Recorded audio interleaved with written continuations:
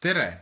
Tänases videos räägime sellest, kuidas möödusid eelmine aasta minu jõulud ja aastavahetus. Esmalt ma panen mõne pildi meie toredast koerast Heksist.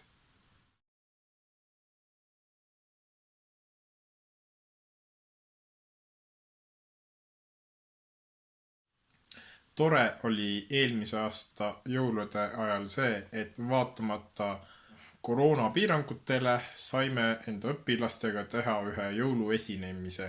Seda küll kultuurimaja ees trepi peal. Aga siiski saime. Ja puhkpillimängijatele on väljas esinemine väga oluline kogemus, nii et seda tasub harjutada.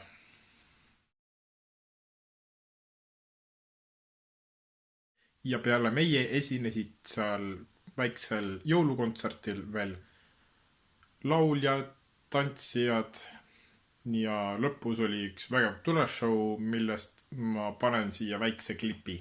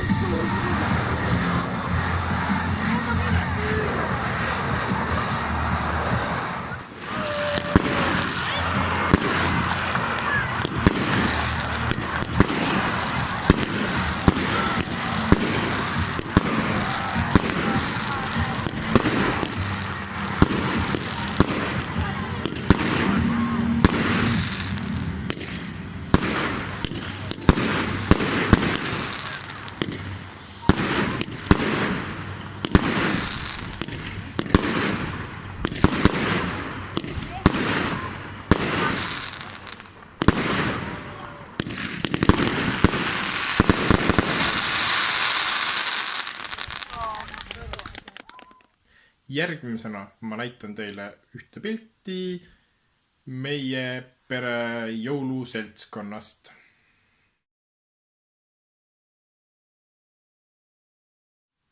Ja meie pere jõulukuuskedest.